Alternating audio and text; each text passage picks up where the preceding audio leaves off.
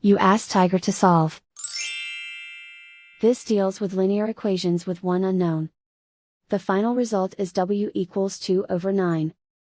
Let's solve it step by step. Simplify the expression. Break up the fraction. Simplify the fraction. Find the greatest common factor of the numerator and denominator. Factor out and cancel the greatest common factor. Group all constants on the right side of the equation. Add 1/3 to both sides. Combine the fractions. Combine the numerators. Reduce the zero numerator. Simplify the arithmetic.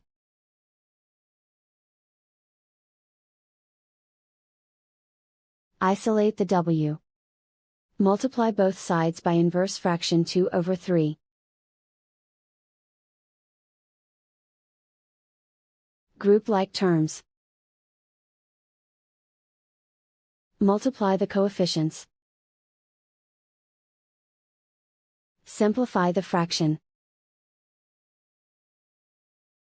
Multiply the fractions.